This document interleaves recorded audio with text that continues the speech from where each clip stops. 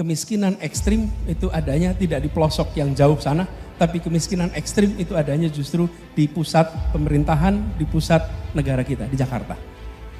Yang ekstrim miskin di situ, yang ekstrim kaya juga di situ. Dagelan Anies Baswedan, detik-detik Anies lupa pernah jadi gubernur DKI Jakarta. Kemiskinan ekstrim terjadi di Jakarta, tapi menampik fakta. Lucu sekali. Ditulis oleh tim redaksi jurnal, dikutip dari berbagai sumber. Halo, kembali berjumpa dengan suara Fani Bakri di channel Jurnal 45. Kalau yang ini saya sangat setuju sekali lah, bahkan juga 1000% dengan pernyataan Anies Baswedan. Nah di sini apakah Anies Baswedan keceplosan ya, yaitu menyebut angka kemiskinan ekstrim itu bukan terjadi di pelosok-pelosok, tetapi melainkan terjadi di ibu kota atau terjadi di pusat pemerintahan, yaitu di Jakarta. Nah pertanyaannya, bukankah selama 5 tahun terakhir ini yaitu ada di bawah kepemimpinan dari Anies Baswedan sendiri? Nah apakah ini adalah bentuk dari mengkritik dirinya sendiri atau bagaimana? Saya kurang tahu. Yang jelas dia ahli menata kata, tapi dia juga juara terbaik sebagai gubernur yang terburuk dalam menata kota. Ini kenyataan. Ini fakta, ini realita. Apa yang dia kerjakan dengan yang diucapkan itu nggak pernah sinkron. Dari sejak Anies dikenal publik sampai sekarang. Jadi memang Anies tidak bakal berubah menurut saya. Itulah dasar lain atau dasar kedua. Kenapa saya sampaikan, saya meyakini Anies tidak bakal bisa jadi presiden.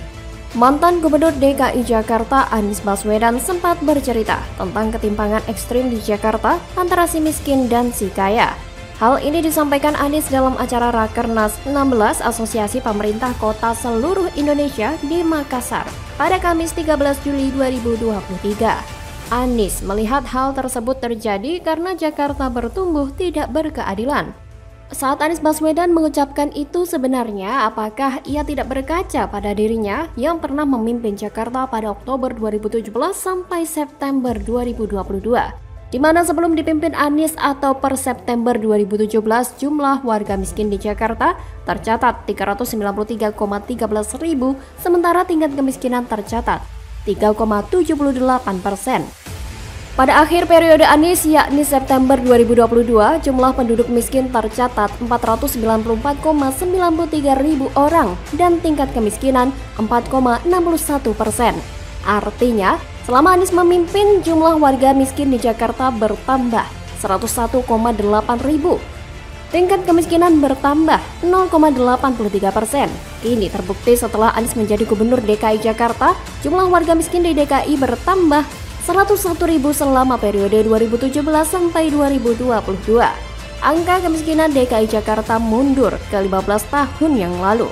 Belum lagi tentang kasus kelebihan bayar yang kerap terjadi, menandakan tata kelola keuangan Pemprov buruk. PJ Heru Budi yang menggantikan Anies Baswedan sebagai pejabat Gubernur DKI Jakarta pun sempat terheran-heran dengan adanya data tersebut. Karena semestinya tidak ada warga DKI yang mengalami miskin ekstrim apabila menerima bantuan dari sejumlah program pengentasan kemiskinan yang ada. Untuk diketahui, kemiskinan ekstrim adalah kondisi ketidakmampuan dalam memenuhi kebutuhan dasar, yaitu kebutuhan makanan, air minum bersih, sanitasi layak, kesehatan, tempat tinggal, pendidikan, dan akses informasi, yang tidak hanya terbatas pada pendapatan, tapi juga akses pada layanan sosial. Saya pikir jangankan membuat wajah ibu kota menjadi lebih baik, melanjutkan program pendahulunya saja yang terbukti signifikan meminimalisir banjir saja tidak Anies lakukan. Lantas apa jaminan kalau Anies terlebih saat ini berani menatap peruntungan sebagai capres lewat Partai Nasdem dan Koalisi Perubahan yang entah jadi atau tidak itu? Apakah Anies mampu mengemban amanah sebesar itu?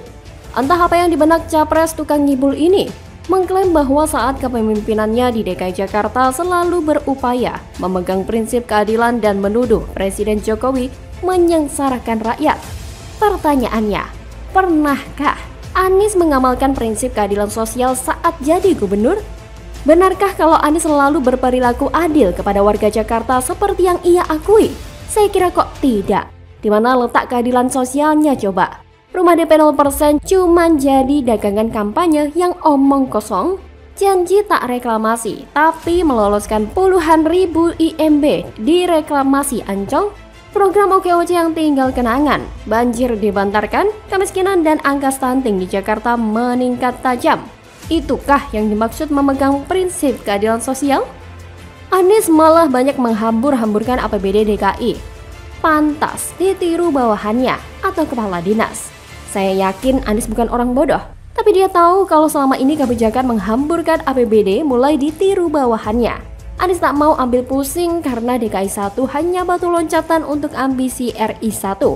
Maka kebocoran anggaran untuk sesuatu tak jelas asal mengamankan posisinya dianggap tak masalah. Itulah mengapa Anies dianggap banyak bicara sekarang, karena rekam jejaknya banyak yang buruk. Oleh karena itu, sudahkah Anies selama ini menegakkan keadilan sosial yang beradab di DKI Jakarta? Tentu pemirsa yang beriman yang bisa menilai. Bagaimana kalau menurut Anda? Waduh, wajah baru Rocky Gerung ungkap Anies Baswedan tidak pantas dipilih dalam Pilpres 2024, tamparan telak nih bos. Halo, selamat datang di channel Jurnal 45. Kan orang udah pikir kalau Anies jadi IKN akan dibatalkan, kereta cepat akan dibatalkan. Tapi sangat mungkin juga Anies bilang enggak, separuh-separuh. Nah di situ yang saya sebut tadi, Anies mau ngapain? Kalau separuh-separuh, mending kita dukung Pak Jokowi. Sekalian gitu ya? Sekalian aja kan. Itu jadi beban. Atau kasih Gibran aja kan. Ngapain pilih Anies kalau dia separuh-separuh? Kan itu intinya, itu yang saya bilang tadi. Ya saya bisa pahamin itu, pasti Pak Jokowi menempatkan positioning beliau barangkali sebagai pemimpin koalisi partai-partai pemerintahan ya. Dan beliau tidak menganggap lagi Nasdem ini di dalam koalisi pemerintahan untuk sementara ya. Tapi komitmen Nasdem sendiri di pemerintahan? Ya tetap. Pengamat politik sekaligus akademisi Rocky Gerung tiba-tiba mengatakan bakal calon presiden Anies Baswedan tidak pantas dipilih sebagai presiden. Menurut dia, saat Anies terpilih, tak ada kepastian bahwa apa yang dilakukan Presiden Jokowi akan dia lanjutkan. Seperti IKN dan kereta cepat, kemungkinan besar akan Anies batalkan, apalagi melihat Jokowi yang kontra dengan Anies. Rocky bahkan menyarankan kalau tidak mau ada perbedaan dan Anies tidak tegas menunjukkan sikapnya, apakah melanjutkan atau tidak, lebih baik masyarakat memilih lagi Presiden Jokowi atau sang anak Gibran Raka Buming Raka. Ia menyebut istilah memboikot adalah cara menguji moral seseorang dan itulah elektabilitas yang sebenarnya. Ia pun menegaskan jika Anies pemikirannya di Pilpres 2024 hanya separuh-separuh. Tidak tegas, kenapa harus dipilih? Kenapa nggak milih Ganjar? Pernyataan Rocky ini secara gamblang memberikan penegasan bahwa Anies memang tidak pantas menjadi penerus Presiden Jokowi. Dan jika Anies menjadi presiden, dia tidak akan melanjutkan seluruh program yang Jokowi gagas. Jelas sekali semua akan dilakukan perubahan sesuai apa yang dicanangkan koalisi mereka. Padahal yang sedang dibutuhkan negara ini siapa gerangan yang akan melanjutkan perjuangan Jokowi untuk mengganti status Indonesia sebagai negara berkembang menjadi negara maju. Jika Rocky berpendapat perubahan yang digagas Anies dan koalisinya tidak akan melanjutkan program Jokowi, ada satu hal lagi yang akan mendukung ketidakcocokan Anies meneruskan Jokowi. Lihat saja rekam jejaknya yang melanjutkan kepemimpinan Jokowi di Jakarta. Berhasil tidak? Lihat saja sudah berapa banyak uang rakyat Jakarta dipelorotin untuk anggaran aneh seperti lem iPhone, pulpen, dan anggaran lainnya yang jumlahnya begitu fantastis. Belum lagi uang rakyat Jakarta yang dipelorotin untuk menggaji tim TGUPP yang gaji ketuanya melebihi gaji seorang menteri.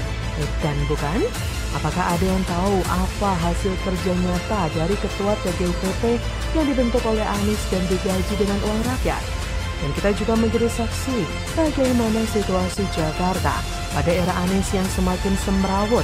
Trotoar diperlebar tapi malah dijadikan lahan parkir atau tempat berjualan. Warga Sunter yang waktu kampanye selalu yasinan untuk memenangkan Anies tapi mereka malah merasa diperlakukan seperti hewan saat digusur seperti yang diberitakan. Belum lagi janji manis Anies tentang OKOC yang katanya dimodalin punya bisnis, disediakan tempat usaha dan dicarikan pembeli seperti spanduk mereka saat kampanye. Saat kampanye mengumbar kata-kata manis bahwa akan diberikan modal usaha, Tapi setelah menjabat sebagai gubernur, Anies dengan mudahnya mengatakan bahwa memang tidak ada modal dalam program OKOJ.